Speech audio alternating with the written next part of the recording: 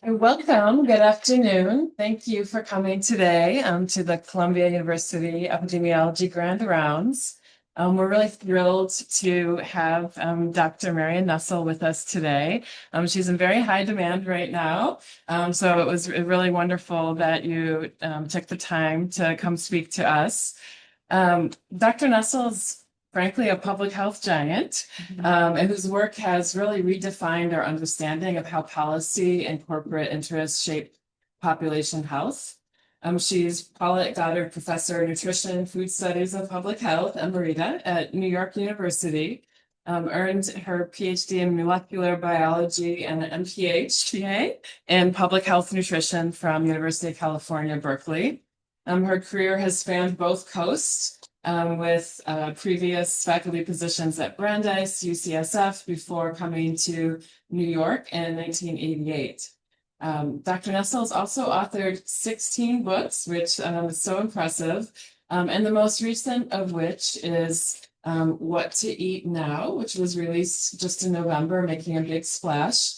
And we do have some books that we're going to raffle off. We're going to give away for those of you who registered to attend in person.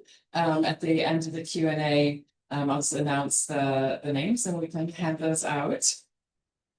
Dr. Nestle has more prestigious awards than I could even begin to list here. But my favorite one that I unearthed was the #1 foodie by food journalist Mark Bittman, by the nation's #1 foodie. I love that title.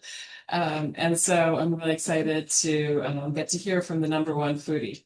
And for us epidemiologists in the room, Dr. Nestle's work provides a rigorous framework for understanding upstream determinants of health. Her analysis of how corporate interests and federal guidelines, of course, act as macro level exposures is really essential for us in understanding causal models of disease. And also a lot of what she's going to talk about is really kind of a masterclass for us in research translation. And so I think a lot of what she's talking about is relevant to sort of our thinking about where our data goes and how it actually is turned into federal policy or sometimes not. So without further delay, please welcome Dr. Marion Nestle. Thank you, Teresa, for the nice introduction, and thank all of you for coming on such a beautiful day. At last, the freezing weather is gone. Everybody should be outside. So this is really nice. I thought I would just start by saying, yeah, I write books about food politics, and the most recent, as you just heard, is What to Eat Now, which came out in November. And I think it's adorable that you're going to be raffling off a few. And I should say, I write a lot of books, and I got another one coming out in September. It's called Sugar Coated: Unboxing the Hidden Forces Shaping America's Favorite Breakfast Food. It's with a colleague, Lisa Sutherland, who was a former vice president of Kellogg and left without signing a non-disclosure agreement. And we had a wonderful time in this book. It's a book about food policy using cereal boxes as illustrations. But mostly I write books about food politics, of which the most obvious one was Food Politics, which came out in 2002, and then in 2 subsequent editions. And pretty soon I'm going to start working on the 25th anniversary edition, which is going to come out in 2027. And I mention it because when the book came out, the question that everybody asked me was, what does food have to do with politics? Well, all I could say is nobody asks me that anymore.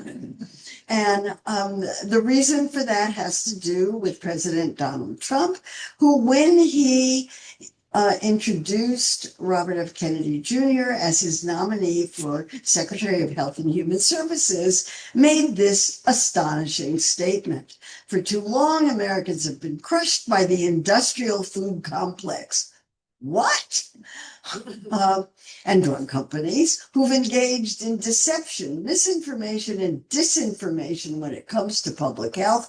I couldn't have said it better myself. I nearly fell off my chair. So, industrial food complex, this is what I think of when I think of the industrial food complex. It's big ag and big food. And I don't know what President Trump was really referring to. But here's Robert F. Kennedy calling out the food industry as the primary culprit in the worsening health epidemic, arguing that corporate capture is the biggest threat to American democracy. I couldn't have said it better myself. And then, ultra-processed food is poisoning Americans. Amazing statements. Never heard anything like this coming from anybody at that level of government. And it was astonishing to hear about. And if I weren't such an ingrained skeptic, I would have been turning cartwheels over it. And it was pretty serious.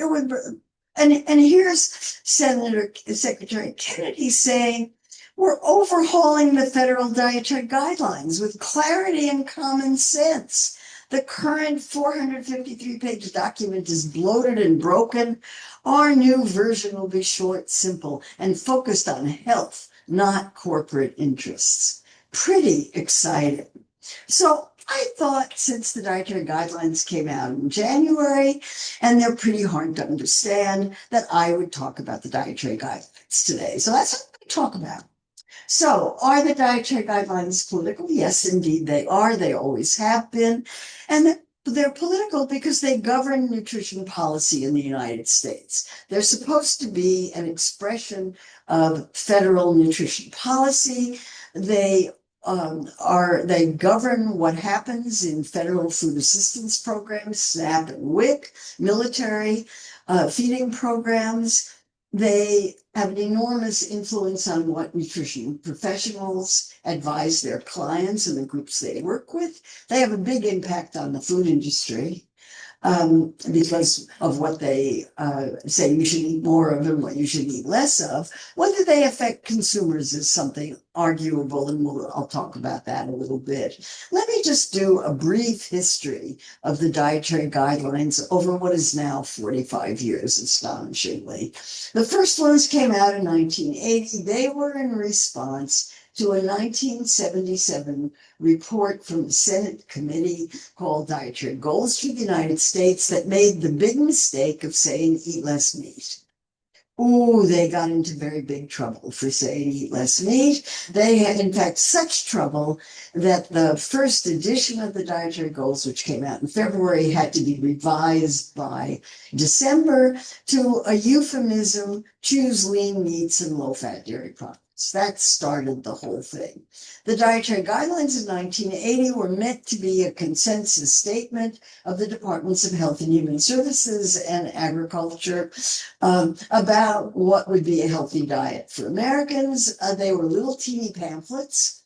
I was on the last, the Dietary Guidelines Advisory Committee for the last of the little teeny pamphlets. And when we did the dietary guidelines in 1995, we chose the topics to do the research about. We did the research, we wrote the research report, and we wrote the dietary guidelines. We turned them over to the Departments of Health and Human Services and Agriculture, and they printed them. Basically, a scientific advisory committee did the whole thing. Over the years, that changed. The guidelines got bigger and bigger and bigger. They're now 150 pages. The ones before this were 150 pages or so. And when Kennedy called them bloated, he wasn't kidding, and I would agree with that. The process for the dietary guidelines now, and since 2010, has been that a scientific advisory committee reviews the research, turns that expert committee, turns that report over to the departments.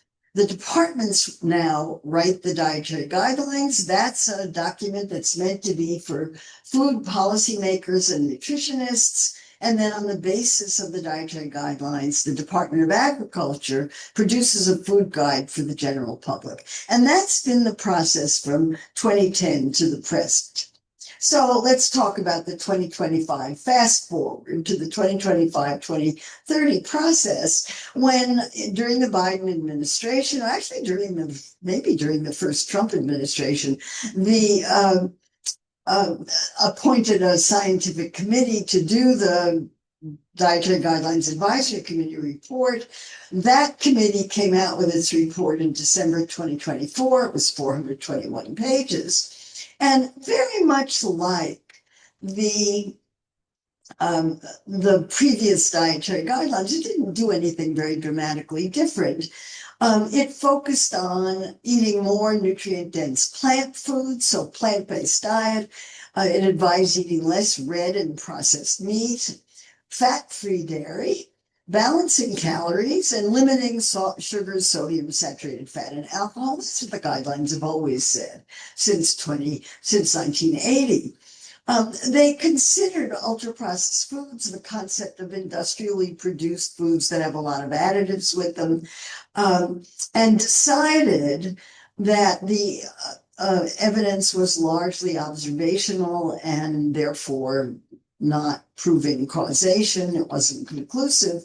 And they deliberately chose to exclude the one clinically controlled trial that had put people in a metabolic ward and looked at ultra-processed versus minimally processed diets, and found that ultra-processed diets caused them to eat 500 calories more a day. They excluded that trial from consideration because it was short duration and didn't have very many subjects. I thought they should have made an exception in that case, and I thought that was a mistake. So I was pleased to see the Make America Healthy Again report in May of 2025, which talked about how the dietary guidelines had been compromised. It rejected the report of that scientific advisory committee because it was reductionist, and by reductionist it meant that it had established percentage targets for sugar and saturated fat and specific milligrams for sodium. They called that reductionist. It did not address ultra-processed foods. It was unduly influenced by corporations. The claim was that 95% of the members of that committee had financial ties to one or another food industry that would stand to benefit from the dietary guidelines or lose by the dietary guidelines, and that they were too long and complicated. I didn't find much to argue about in that. I thought, that's interesting. I wonder where they're going to go with that. But one of the reasons for my skepticism, this came out in May, was a statement that had come out a couple of months earlier from the departments, USDA and HHS, this astonishing statement. We're going to guarantee that the 2025-2030 guidelines are based on sound science, not political science. Gone are the days when leftist ideologies guided public policy. What? When did leftist ideologies have anything to do with the dietary guidelines? I was stunned by the statement. And then I thought, oh, I know what they mean. They mean plants. Sure enough, leftist ideology in the dietary guidelines, plants as opposed to animal foods, expertise as opposed to personal experience, government regulation or policy as opposed to personal responsibility, and equity versus health outcomes. And here's Robert F. Kennedy Jr.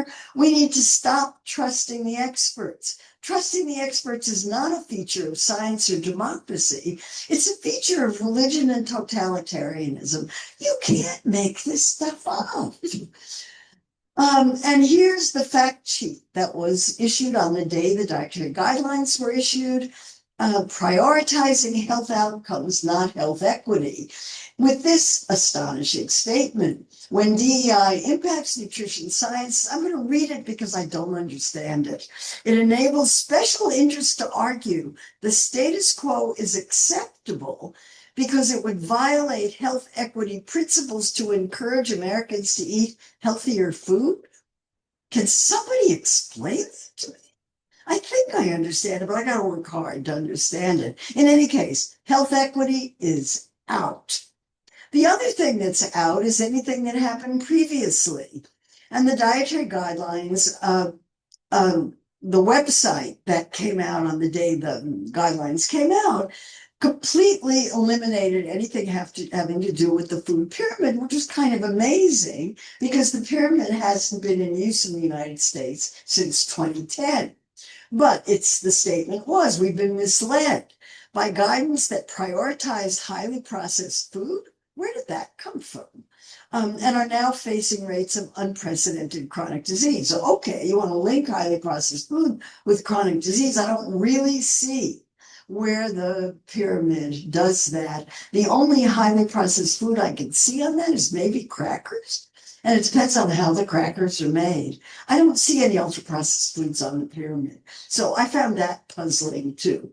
In any case, January 7th, 2026 was a very busy day. And it was a very busy day because the departments dumped a bunch of documents all at once. And some of them were quite long. So the first document was a scientific foundation report, the appendices, that was 418 pages, and these were individual scientific reviews of various issues involved in the guidelines.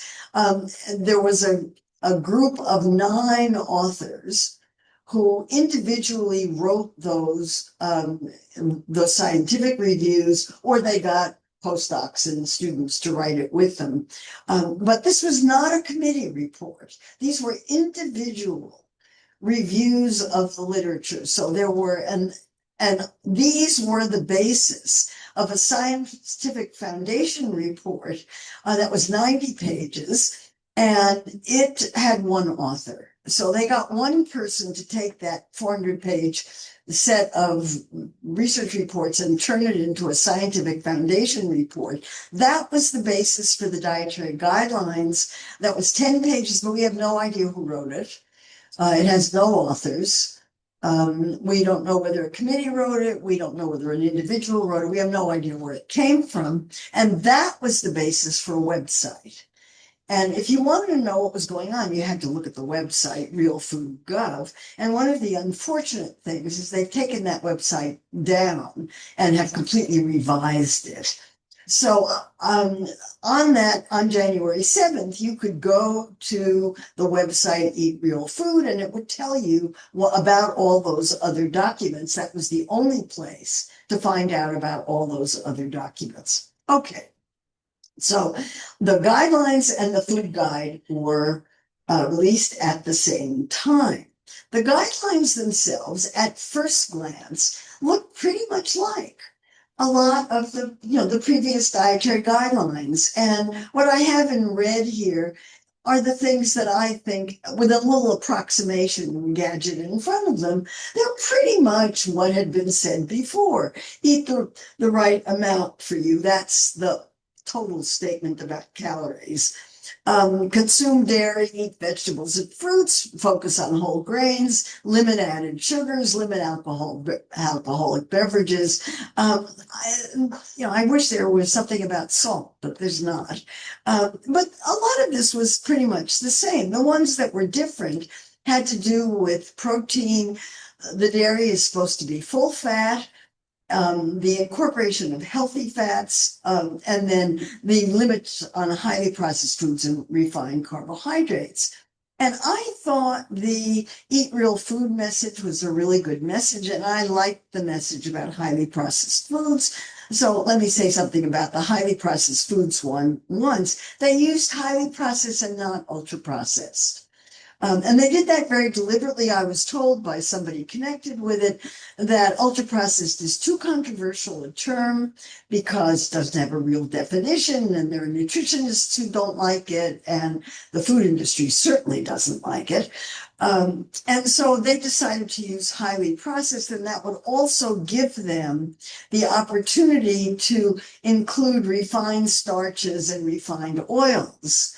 as part of ultra-processed foods, whereas the NOVA classification, the Brazilian classification of ultra-processed foods, excludes those as being culinary ingredients.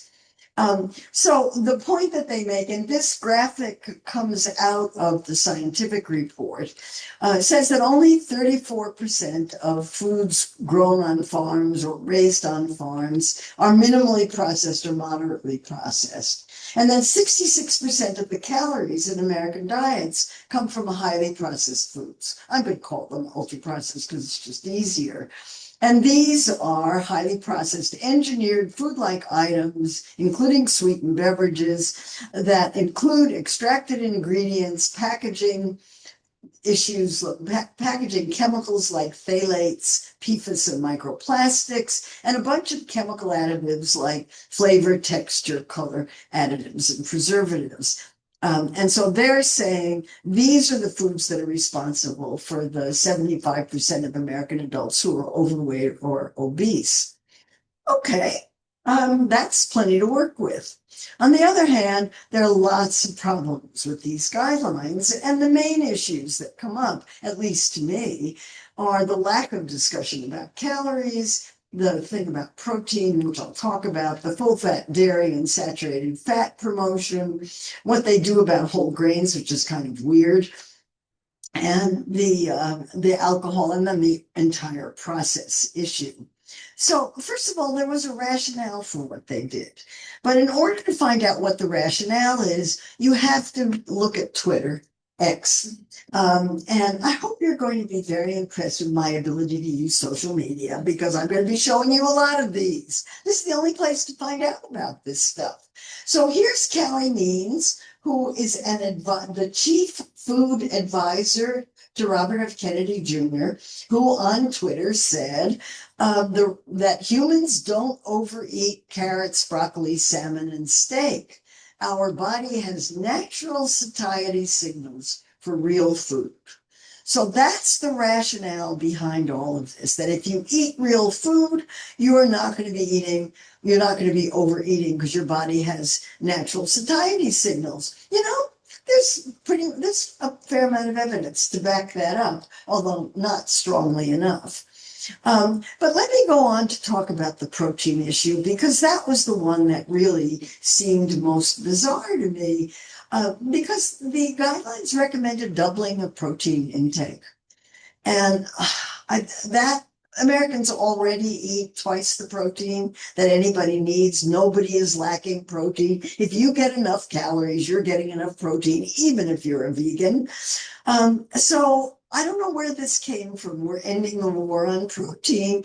We're ending the war on saturated fats. The guidelines are going to stress the importance of protein and saturated fats. Since when did saturated fat become an essential nutrient? I'm not sure what that's about. Anyway, the guideline itself is to prioritize protein foods at every meal. And it starts out by saying that you should consume a variety of protein foods from animal sources, and it names them. And then secondarily, as well as plant-sourced protein foods. So I'm looking at this and I'm thinking, I get it. Protein is a euphemism for meat. What they're really talking about here is meat.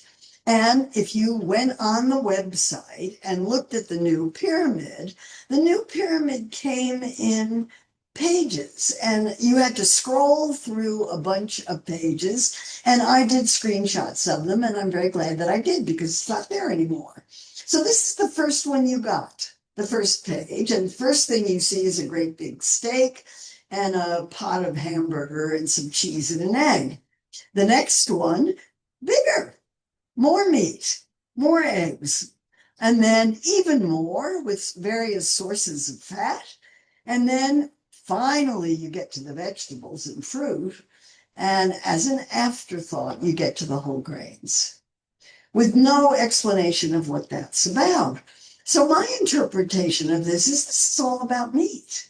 And I'm not the only one who thought so.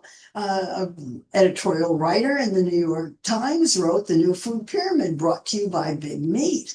And I thought, wow, the meat industry has really had a lot of influence in this. And I did a blog post on it. I write a 5 times a week daily blog called foodpolitics.com.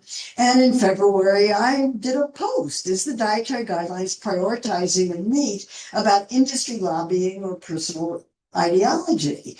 And the reason that I asked that question is whenever I said the meat industry must have had a lot to do with this, people said, oh no, this has nothing to do with meat industry lobbying. This is about Robert F. Kennedy Jr.'s personal dietary habits. He eats a carnivore diet. Happy birthday, Secretary Kennedy, no cake. Just steak, and there he is celebrating his birthday with candles on a piece of steak. My understanding is he doesn't eat any carbohydrates at all. Okay, let's go on and take a look at dairy, because this is another really strange one. Include full-fat dairy with no added sugars, okay? Dairy is an excellent source of protein, healthy fats, vitamins, and minerals. Well, yes, it is a source of protein, vitamins, and minerals, and those are in the non-fat portion. They're in the whey portion of milk. The fats are in the fatty portion. All milk in the United States is processed the same way. The fat is removed and then added back at the correct percentage. And dairy fats have a lot of saturated fats in them, so that's kind of surprising. This is part of ending the war on saturated fat. And here we have the President of the United States advertising drinking whole milk, and the Secretary of Health and Human Services and of Agriculture together celebrating the milk mustache, drinking whole milk, and advertising the dairy industry. This is part of the dairy industry's campaign to get people to drink more milk. So here again, I'm trying to understand what's going on here. I think that the whole milk idea is a euphemism for raw milk. What they're really interested in is raw milk, but they couldn't say so. So here's Robert F. Kennedy Jr. Doing a raw milk shooter at the White House. And here's the Make America Healthy Again moms who are make milk raw again, but they couldn't say so. And of course, the dairy industry has a great deal to do with this because Sarah Todd, who was writing for Stat News and doing a terrific job of tracking all this, did a really excellent investigative report on the extent of dairy lobbying during the dietary guidelines process. And the dairy lobbyists had a great deal to say about, how there are dairy farmers in every state. Every state has the senators. The same thing is true of the meat industry.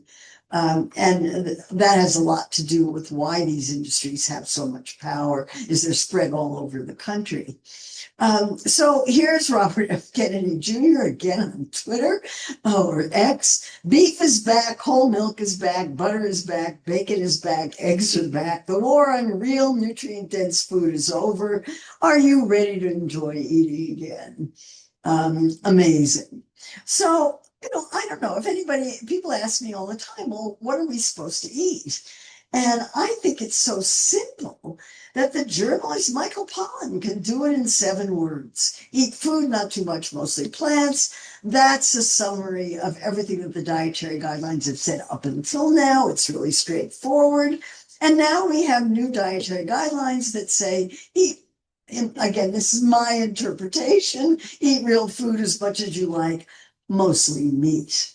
My interpretation, but some evidence for it. If you're paying attention to what's going on with the Super Bowl and you saw the Mike Tyson processed food kills ad in there, the idea is if you're not eating processed foods, you're going to be able to have your satiety signals working and all will be well, no matter how many calories you eat. Again, nobody is talking about calories. And then there's the problem about the advisors. That is, the advisors who wrote the research reports in the appendix to the scientific foundation. They were not supposed to have any conflicts of interest, but their conflicts of interest were disclosed in the Scientific Foundation report quite transparently, and they're kind of breathtaking to read because 7 of the 9 members of that group reported ties to the Cattlemen's Beef Association, the Pork Board, the Dairy Council, dairy management, or other food industries that have a vested interest in the outcome of the guidelines. So the conflicts of interest in this report were blatant and were just enormously obvious and kind of shocking because Kennedy had promised that there would be no conflicts of interest and no corporate interests in this, and he lied flat out. The lawsuits have already started. The Physicians Committee for Responsible Medicine in Washington, D.C., which is a physicians group that believes very strongly in animal welfare and vegan diets. You shouldn't be, they believe you shouldn't be eating animals at all. They have sued the agencies for lack of transparency in producing the guidelines and because of the financial ties of the people who wrote the research reports to the meat and dairy industry. And it will be very interesting to see what happens with that. So in general, if you're looking at kind of the whole thing, the experts who advised on the dietary guidelines also said that the version was full of errors, mistakes, sloppy language, and cherry-picked evidence. Plenty of evidence for cherry-picked evidence if you take a look at the research reports. The errors are astonishing. So this was the biggest blooper of them all, and I have to say I was pretty shocked by it. Incorporate healthy fats. When cooking with or adding fats to meals, prioritize oils with essential fatty acids. And then it gives an example, olive oil. The main fatty acids in olive oil are monounsaturated. They're not essential fatty acids. Essential fatty acids are polyunsaturated. Olive oil is very low in essential fatty acids. And the other options can include butter or beef tallow, which are mostly saturated fatty acids, and also are extremely low in unsaturated fatty acids. The best source of unsaturated fatty or polyunsaturated fatty acids are seed oils. But seed oils are off the table because Robert F. Kennedy doesn't believe in them. So Kennedy and the Make America Healthy Again movement really don't like seed oils. They say that seed oils are contaminated with hexane, which is an organic solvent that's really bad for you, that the omega-6 to omega-3 fatty acid balance is way, way, way off, way too high in omega-6s, and that unsaturated seed oils cause inflammation. There is an enormous amount of evidence that seed oils are safe and reduce the risk of heart disease.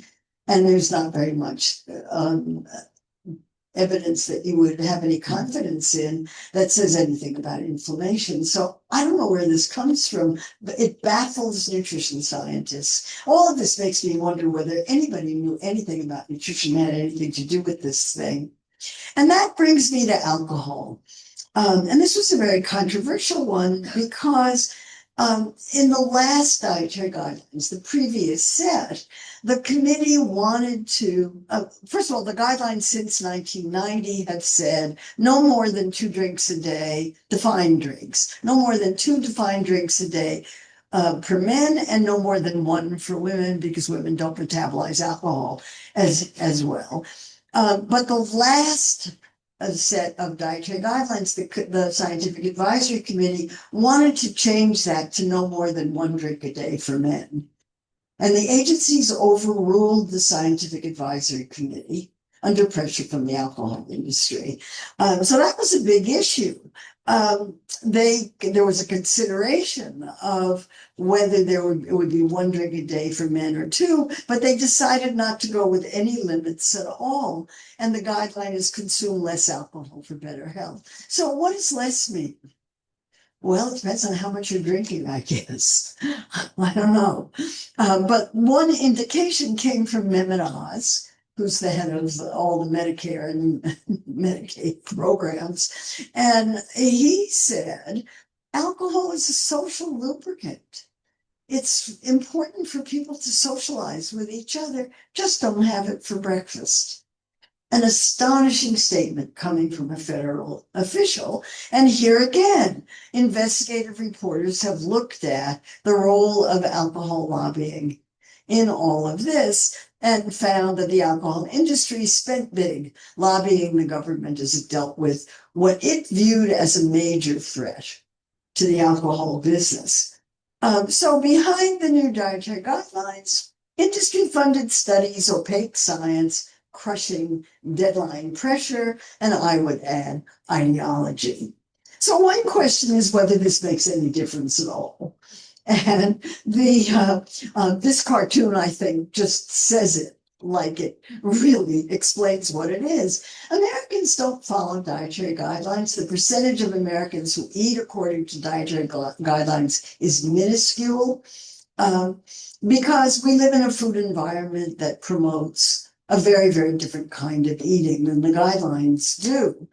And one of the really interesting things about all of this, and again, this comes from the website that has since been taken down, but the original website at Real Food Government said our nation is finding its footing again. We're going to move past decades of not eating well. We're going to now have a food culture that's rooted in health, science, transparency, and personal responsibility.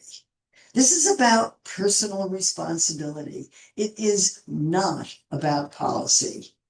It is about if you're going to have a set of guidelines that are about personal responsibility, then your entire effort is going to be to educate the public to make personal choices.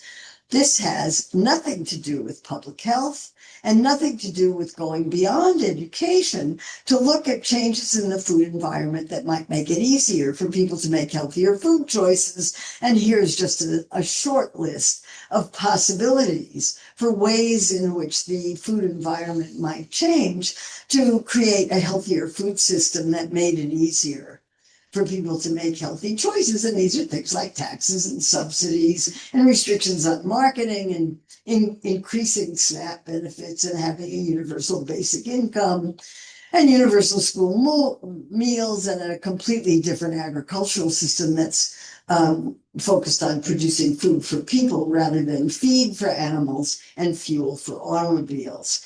And I also want to talk about the context of RFK Jr.'s policy, which is to focus on things like food dyes and putting cane sugar in Coke and getting thimerosal, which has mercury in it, out of vaccines and seed oils, while he's destroying the public health apparatus in the United States. And I also want to say something about agricultural policy, because I think that agricultural policy has a lot to do with what's in our food supply and what our food supply is like. And here again, Kennedy started out by talking a really terrific game.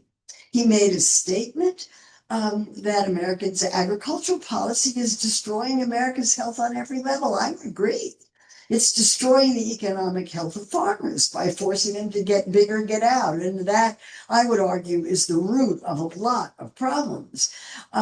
But the farmers, and I put farmers in quotes because we're talking about big agriculture here, and industry groups have absolutely interfered with everything that the Make America Healthy movement has tried to do. And in fact, the Secretary of Agriculture, Brooke Rollins, made a speech in which she clearly outlined agriculture policy in the United States, which is to deregulate and have less federal oversight.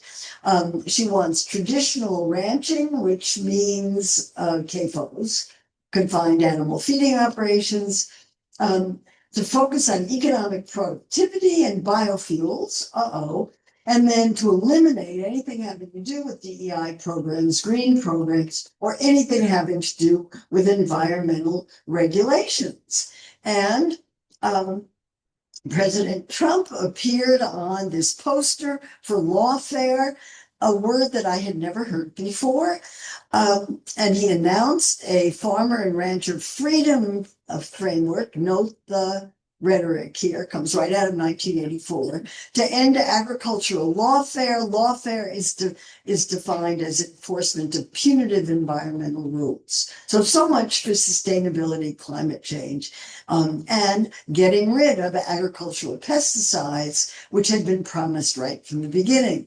So the Environmental Protection Agency has just approved a couple more PFAS for use on food, and of course, the contentious weed killer, glyphosate or Roundup, has just gotten a green light, causing cartoonists to have a field day, because it was only a few months ago that Robert F. Kennedy Jr. was talking about how glyphosate causes cancer and is a poison, and we've got to get it out in the food supply. And now he's saying if Mr. Trump wants to boost production, glyphosate is okay. We're not going to do anything to interfere with food security. So the agriculture industry has really gotten to them. And then the New York Times on March 8th had a front page story about what the glyphosate issue is really about, which is that Bayer, which bought Monsanto, which is the owner of glyphosate or Roundup, uses white phosphorus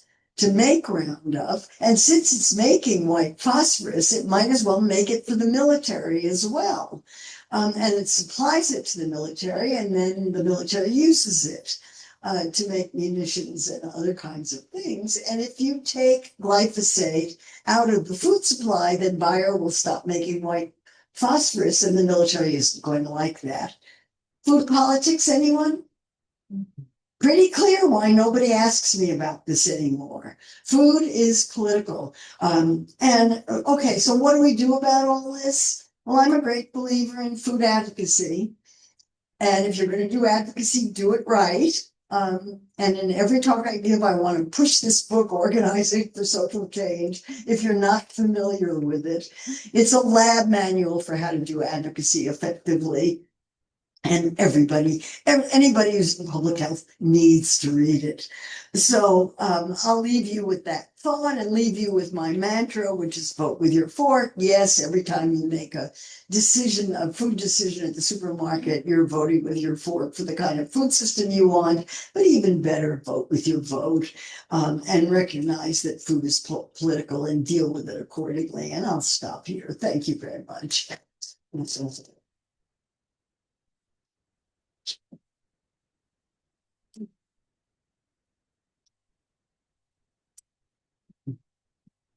Thank you so much. We're going to take questions first Oh, from. do I have to stand there because I'm? You have also the other mic, so you. I have the other mic, but what about the camera? I can have it. All right, I want to stand here.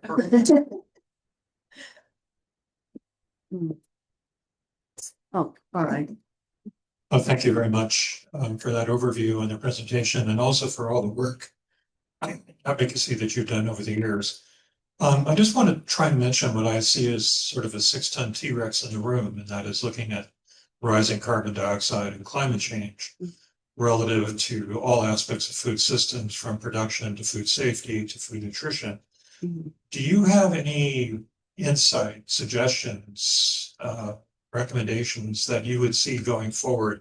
I know it's hard given the current climate, no pun intended, that we're in, but is there something that we could be doing long term in order to ensure the sustainability and the and lessen the vulnerability of food systems to climate?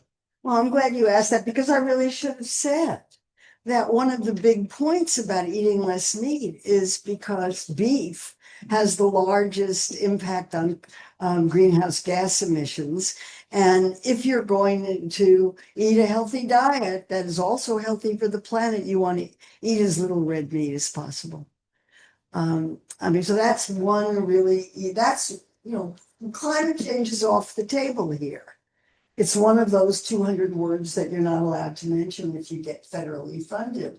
And the idea that you would promote a heavier meat diet at a time when greenhouse gases are, the carbon dioxide is up above, what is it? It's up to 20 or 30 now. Way beyond the point where anybody should not be worried about it. Everybody should be worried about it. And the Eat Lancet Commission, which is very controversial, which came out with its first report in 2019, talked about a triple duty diet, which is a concept that I like very, very much, that nobody else seems to have picked up from them. But by triple duty, they meant a diet that would simultaneously help prevent hunger, help prevent chronic disease, and help prevent climate change. And that's a diet that's eat food, not too much, mostly plants. I mean, Michael Pollan somehow has the ability to do these things. I wish I wrote like Michael Pollan.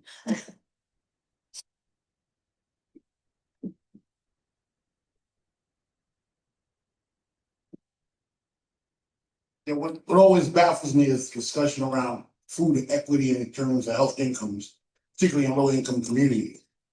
Red beans, asparagus, Russell, that stuff's expensive. And you never hear any conversation about it until they come out with reports saying you shouldn't eat, high cholesterol, high fatty foods. They never talk about how food that is healthy, quote unquote, red bean and stuff, is expensive even before now what the grocery prices are. It's always been expensive. And if you get SNAP benefits and you're in low income communities, you necessarily can't afford to eat that on a regular basis.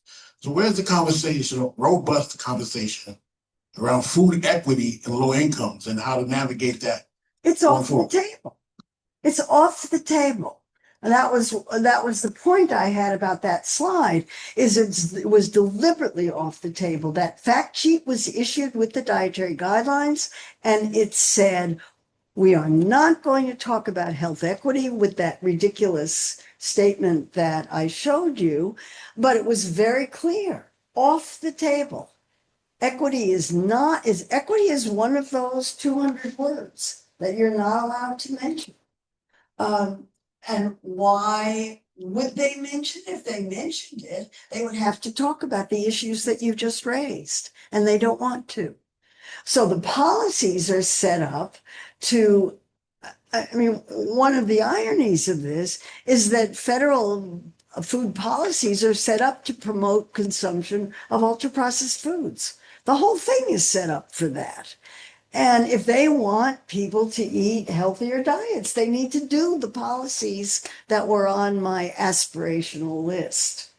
And believe me, I know it's aspirational. That's why this is political. Hello, thank you for the presentation. Really interesting stuff. So one of the things I really appreciated in your slide deck was the cartoon where there was the original food pyramid and then this latest food pyramid and then the first thing, whatever, I'm just gonna eat what I want. So I guess given that kind of point that was being made, if we envision in the future there's a different administration with maybe a more forward-thinking, informed team of experts, what kind of policy do you think might be effective in prompting maybe a bit more of a consumer-driven or cultural shift that might prompt folks to eat less meat or eat the right kinds of food? The dietary guidelines from 1980 up until now were eat food, not too much, mostly plants. But people can't do it because they don't have enough money. They don't know how to cook. They don't have the equipment. An enormous number of people in this country don't have refrigerators, stoves, facilities, equipment, knives, the whole works, and they don't have the time. Or they feel like they don't have the time. And so that's why you need policies. And you can educate as much as you want. One of the reasons why the food industry loves dietary guidelines, because they know that education doesn't work. Education doesn't work. Don't you learn this in Public Health 101? that education is not enough to change behavior. You've got to have policy. And the further upstream it is, the better. You know, and so that's what you want. You want upstream policies, and we know what they are. You know, you want people to eat more healthfully. First of all, you give them more money so they can afford it. You start with that. You make sure that school meals are universal and you give the schools enough money to produce decent food. It's going to be interesting to see that these dietary guidelines govern what goes on in schools. The School Nutrition Association is already screaming bloody murder that they don't have enough money to do this. So where's the resources coming from? You know, I mean, we know what to do in order to get people to eat more healthfully. You make it possible for them to do that. But we're not doing that.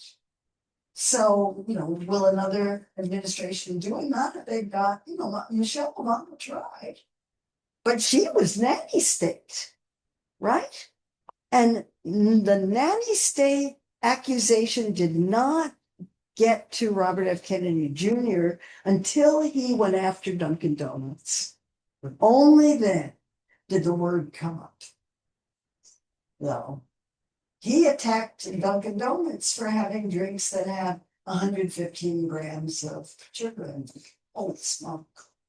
That's a lot of sugar.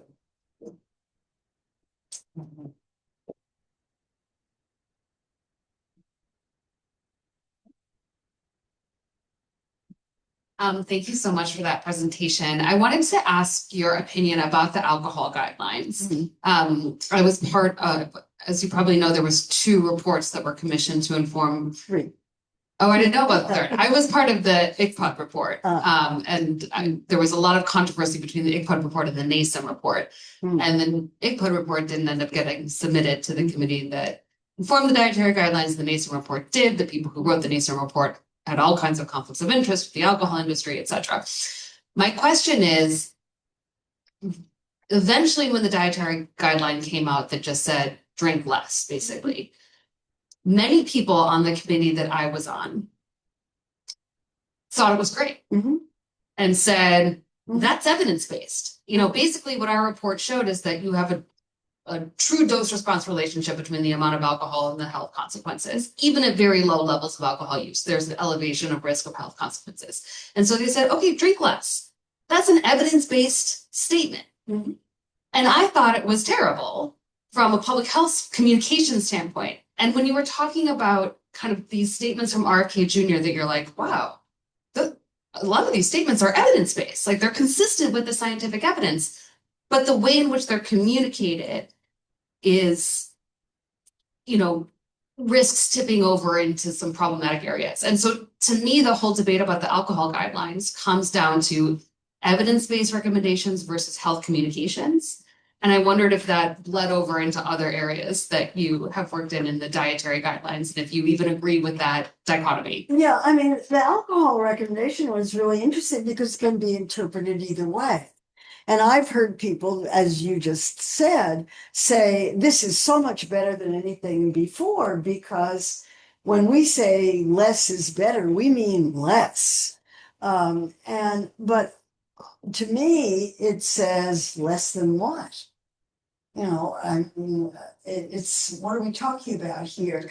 And as I understand alcohol policy, the objective of a healthy alcohol policy is to get the average consumption of alcohol in the population as low as possible, because the problems with alcohol consumption and abuse of alcohol is directly proportionate to the overall level of the population. So you want it to be really low. You really want it to be low. And the studies that have come out recently show that any level of alcohol increases risk.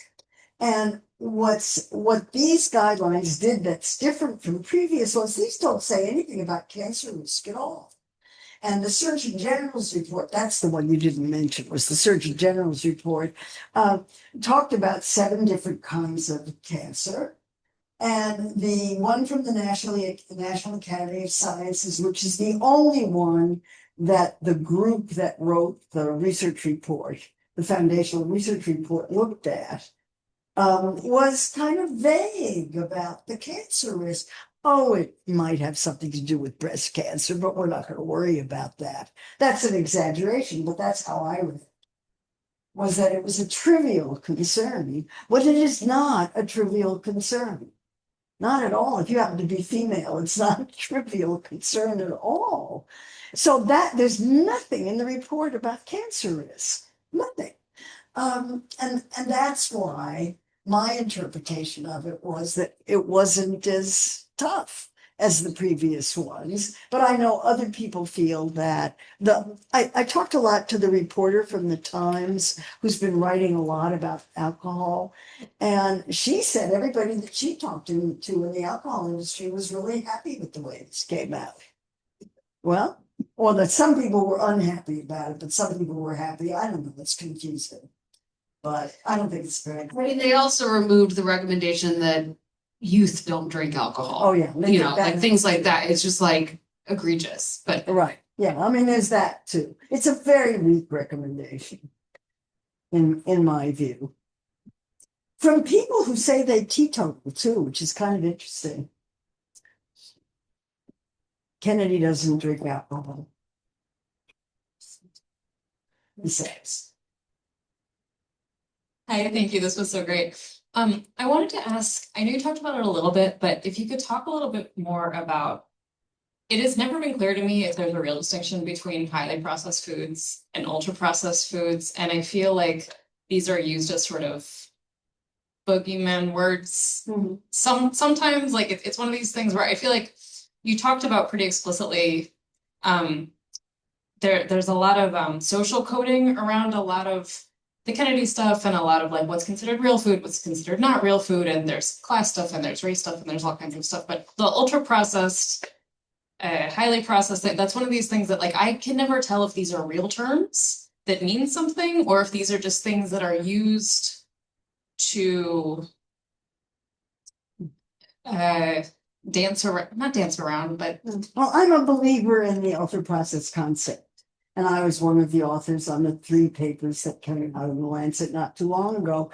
The term ultra processed was developed by Carlos Montero and his colleagues at the University of Sao Paulo School of Public Health in Sao Paulo.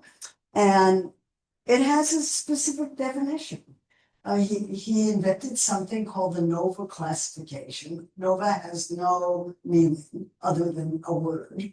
It's called the NOVA classification system. It divides foods into 4 categories. And ultra processed has a very specific meaning in that system. It means industrially produced, containing industrial additives. You can't make it in your home kitchen because you don't have the machinery or the additives. It's designed to be profitable, and the profit motive is part of the definition, as is the idea that it's designed to be irresistibly delicious, or if you prefer, addictive. And there's a whole addiction literature that is now coming up using like the ultra processed food concept. And then using that concept of ultra processed with that complicated definition, but it's a real definition, and it distinguishes one food from another. And you can learn how to tell which ones are ultra processed and which ones are processed. It's not very hard. sorry. Yeah, and so that is a specific definition. And the writers of the dietary guidelines chose not to use it. And they chose not to use it for 2 reasons. One was it was too controversial, and the other one was that they want seed oils by themselves included in the ultra-processed definition. So we're going to find out. Kennedy has announced that they're going to have a definition in April. We'll see what it is. But so like, is white sugar considered an ultra processed? No, it's considered a culinary ingredient. For the dietary guidelines, they want white sugar considered because you make foods with sugar. Sugar's not poison. It's really not. Sorry, I don't have feelings about any of this. I'm just trying to understand what the. No, okay, the 4 Because I can think of lots of things that okay, would fall the into all. 4 classifications. Nova 1, unprocessed foods, corn on the cob. Nova 2, processed culinary ingredients, seed oils, sugar, salt, any kind of oil or butter or anything that you use to make another kind of processed food. Nova 3, processed foods, canned corn, frozen corn, things that have salt, sugar, and oil added to them that people eat. And then Nova 4 is ultra processed.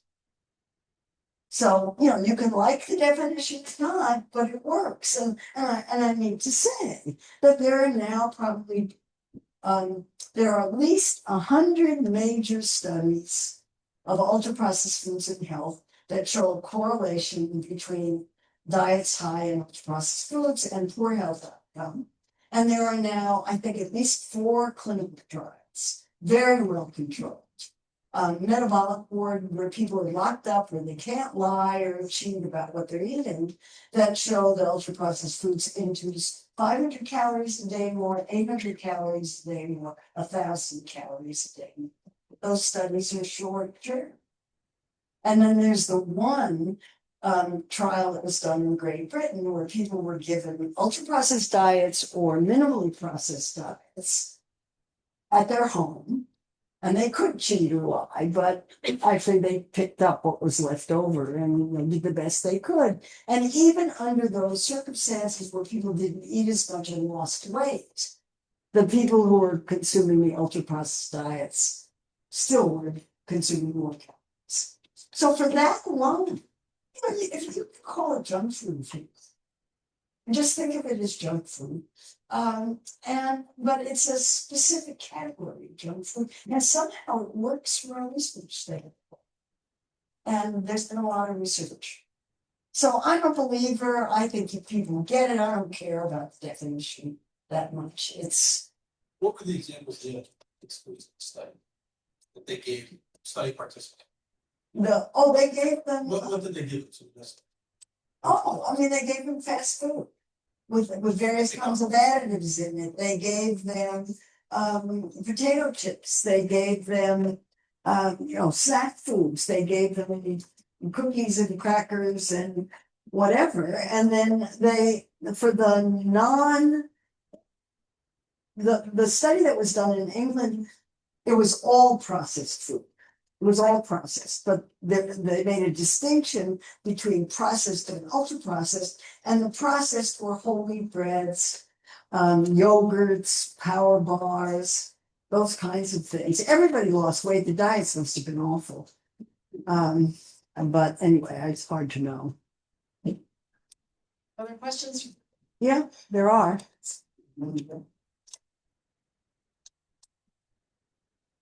So there's a lot of attention on nutrition and food under this administration, partly attributed to the Mike Tyson commercials. But a lot of these harmful policies and the broken systems within SNAP and WIC have existed under all kinds of administrations. They've been created and preserved under administrations of both parties.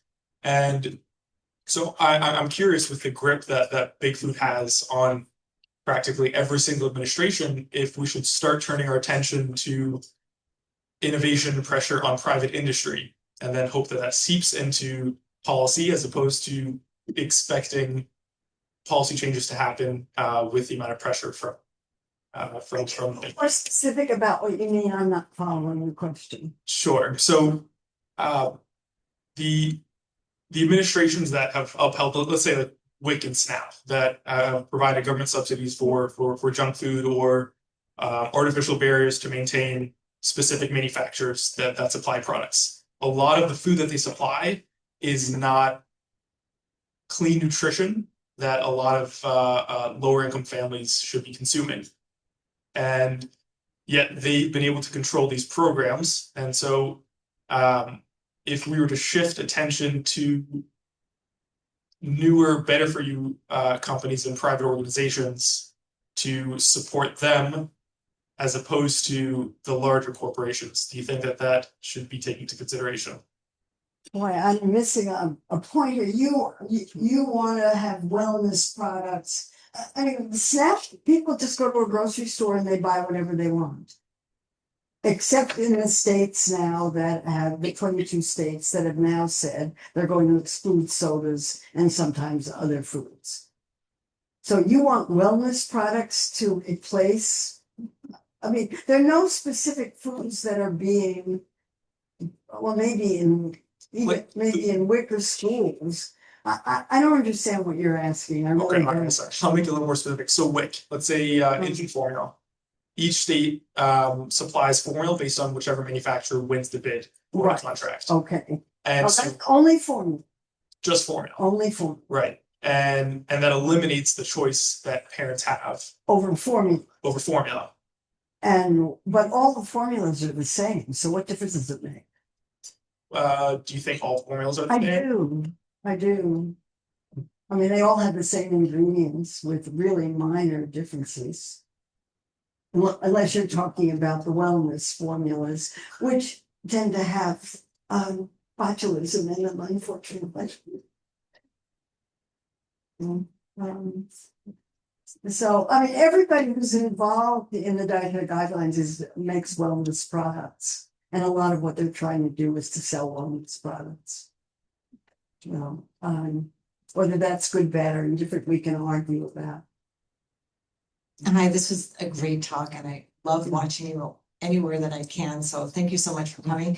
Two quick questions. Well, one is quick, the other is maybe not so much, but with so many Americans now taking GLP-1s, Yes. is food industry reformulating? Is this going to have an impact on what the industry is creating and selling? And then my other question, it just came up when you put one of the slides up. My question would be, why the dairy industry, it's unlikely that they're going to support raw milk just because of just sort of the liability and things like that in terms of illness.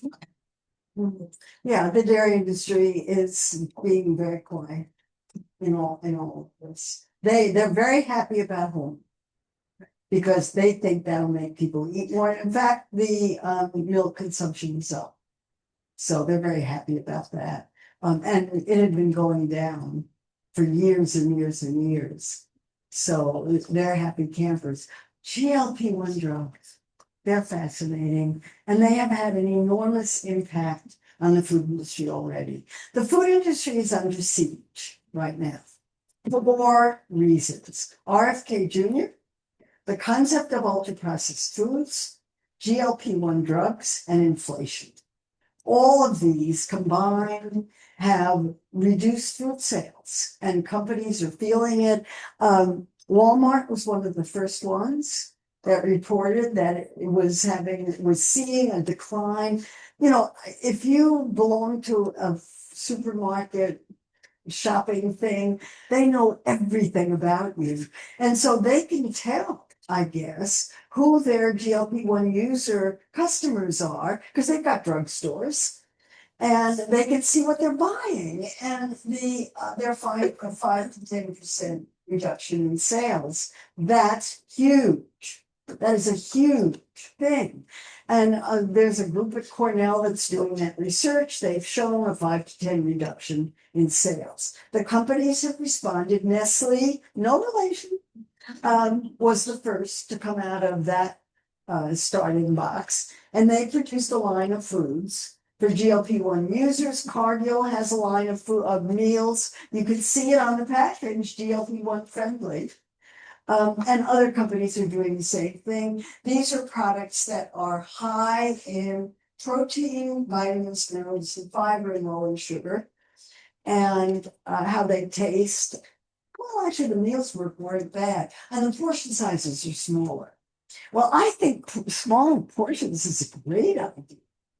You know, because I can account for the rise in the prevalence of obesity simply by larger portions that were introduced during the 1980s. I had a doctoral student who did the history of that, and she showed that portion size is increased directly in proportion to the rise in obesity. You eat more calories, you're going to gain weight. I mean, it's not very complicated.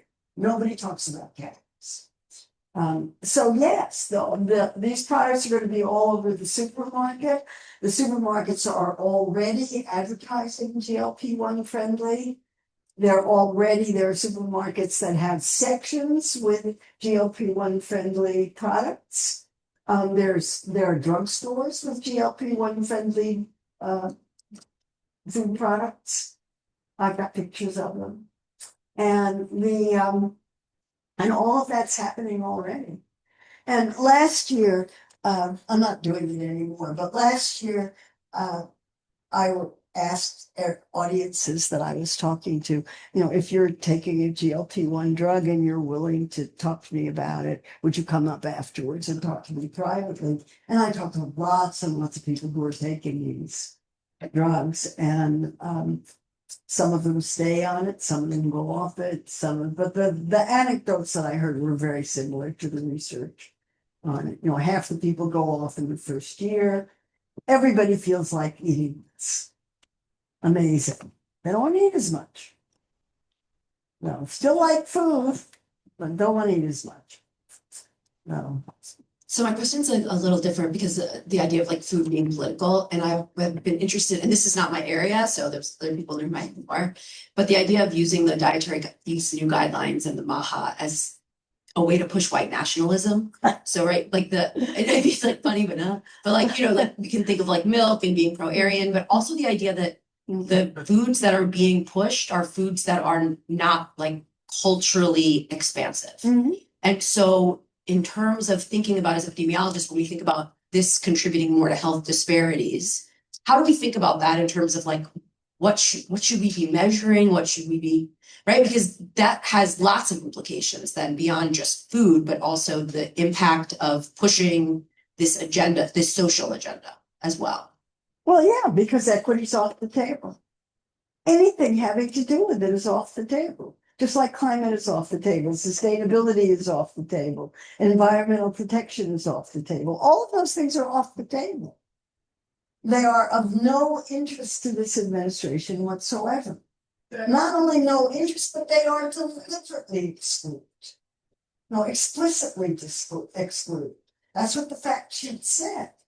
So what does that leave you with? That leaves you with trying to deal with the kinds of issues that public health schools deal with. It puts even more pressure on public health to try to figure out what to do in this very, very difficult situation.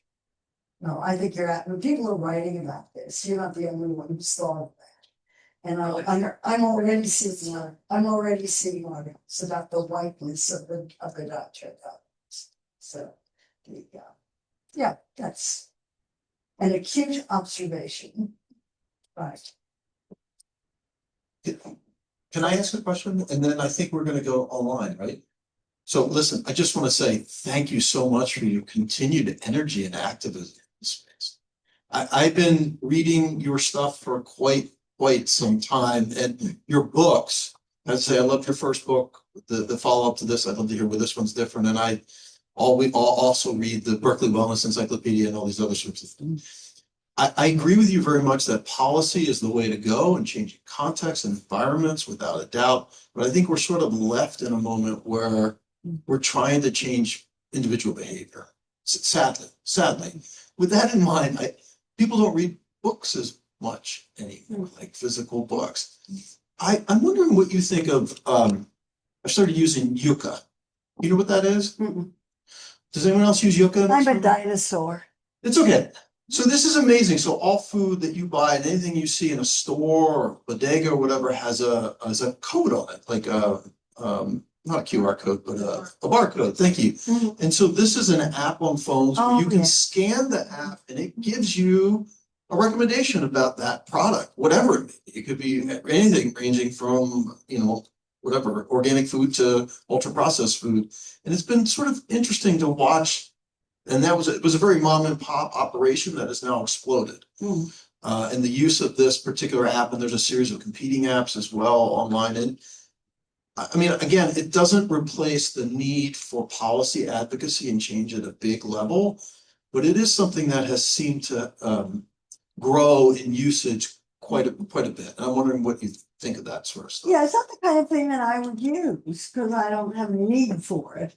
You know, I eat real food. It's how I've always eaten, and I don't eat a lot of junk. I eat junk food. I just don't eat a lot of it. I think for people who use these things and like these things, it's great. You know, they're terrific. But if you're trying to do public health with these, you have to ask, do people have the education to use it? Do people have do people have phones that have this on? I mean, who are we talking to here? Yeah, that's good. We're talking to the worried well. The healthiest people in our society are people who are educated and have money. And these are the people who are involved in the wellness movement. They're already in the wellness movement. They don't need this stuff. They're already healthy. You know, it's like the whole issue about supplements. The people who buy supplements are the people who need them the least because they're already healthy. And there's very little evidence that supplements make healthy people healthier. So is this going to make healthy people happier? I don't know. It sounds like it's fun. And for people who find these kinds of things fun, I think they're great. I don't find them fun. I don't want to deal with that in the supermarket. I've got enough trouble in the supermarket. So let's see if there's some questions in the chat. Yeah, there's a question in the chat. Questions in the chat. Laura, can you ask whoever asked that question to? Yes, Fiona Milton, if you could unmute yourself and ask your question. Oh dear, I'm not going to be able to hear. She should be related. I didn't really ask a question. It was more a statement. Where's the voice coming from? We have a Zoom. It's translated. I couldn't hear it. Would you like to read your statement that you had written in the chat?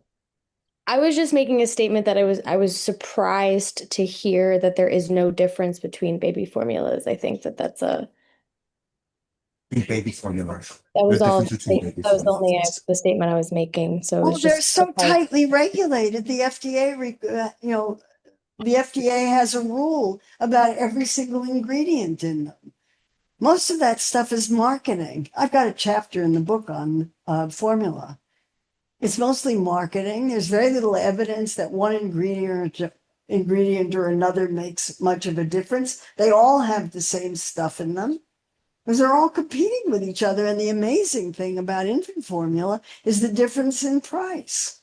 They vary in price fivefold for the same stuff, as far as I can tell. I just think that it's a very simplistic statement. I did work in a NICU in a formula room, and while there may be general similarities, there are certainly a lot of differences between in each individual formula in how it will respond to, there's so many differences. So it really wasn't a question. It was more just like that was kind of a surprising. Yeah, we'll have to agree to disagree on that. I'm just not convinced by the literature on the differences. But sometimes there's not necessarily literature to prove what we may intuitively or instinctively. Just one second.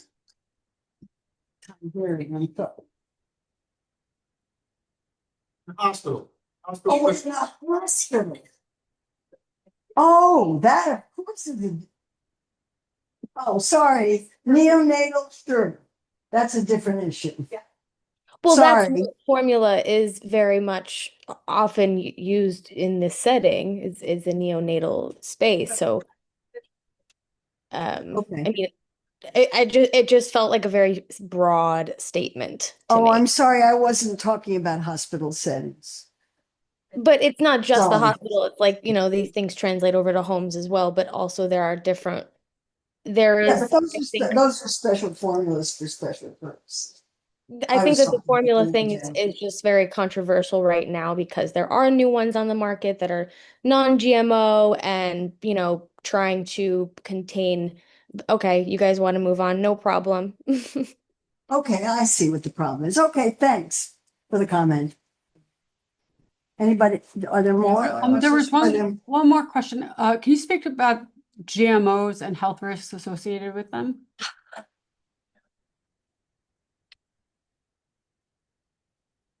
Yeah, the GMOs themselves, first of all, there's hardly anything in the supermarket besides corn, soybeans, and sugar that's genetically modified. There's almost nothing in the produce section except for papayas from Hawaii and maybe some other things. But this supermarkets don't want to carry genetically modified produce. And I'm not worried about genetically modified foods. I'm worried about glyphosate, which is the herbicide that's sprayed on it. There's enough evidence that glyphosate is really not good for you. It's certainly bad for the workers who have been sprayed with it and doused with it. And it's very unlikely to be good for anybody else. And it's used, it's not only used as an herbicide, it's also used as a drying agent for wheat. And we don't have genetically modified wheat that's being grown. Well, maybe we do now. It's just been approved. But glyphosate, I think, is the big problem with GMOs. And one of the interesting things about supermarkets is the non-GMO project certified is the biggest label in the supermarket. I mean, 60,000 products have non-GMO verification on them. So I was on the FDA Food Advisory Committee when the FDA decided not to label genetically modified foods. And there were 3 other consumer representatives besides me on that committee. And we said, you're making a huge mistake. This is just a huge mistake. You need to label them. If you label them, consumers will have a choice. If you don't label them, you're going to kill the industry. And that's what happened. The non-GMO label is doing really, really well. And they should have been more forthcoming. Manuela, do you have a question? Would you like to unmute yourself to ask? And to have that be the kind of last question of the day. Manuela? Thank you. Sorry, it wasn't letting me unmute. So thank you so much. So first of all, this was an amazing talk. Thank you so much. And I just wondered, and I apologize if I missed this in the section when you were showing the milk mustaches in the dairy industry, but I was curious. I think this was maybe separate from your point, but I was just wondering if you could comment on some of your sense on whole milk and some of the literature that has come out more recently suggesting that trying to recommend the 2% milk may not necessarily be the more healthy in terms of some of the larger population-based studies and chronic disease. And I just wondered if you had any thoughts on that. Yeah, and the research on dairy is hard to interpret because so much of it is funded by the dairy industry. Which is very eager to make you think that there's something wrong with dairy products, and there may be nothing wrong with dairy products. I turn out to be a dairy agnostic. If you like it, fine. I prefer low-fat dairy products because I'd rather get my calories from other things. But that's a calorie issue more than anything else, and maybe a saturated fat issue. But there's certainly plenty of evidence that shows that dairy products are safe, that whole milk dairy is good for you. And the difference between whole milk 2% is so small, I don't even know why anybody would want to bother. There's a big difference between the way that milk is made in the United States is that all the fat, it's pooled, all the fat is removed, and the fat is added back to make 1%, 2%. And 3.3%. And I don't know, it's very hard to tell. And unless you go through each of the studies and look at who paid for them, and I'm astounded by how much research the dairy industry pays for. It's a lot. It's hard to know how to interpret it, but there's a lot of evidence that shows that it's perfectly safe. So I don't know, it's a food like any other.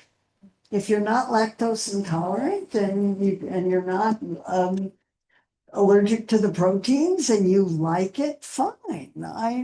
Everything in moderation. I'm an everything in moderation kind of person.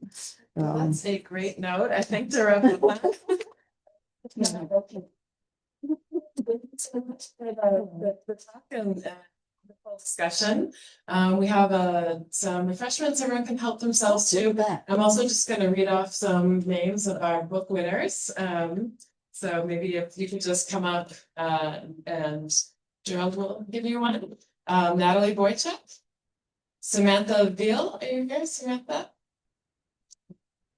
No. Eunice. That would do. Yeah. Chitan Sri.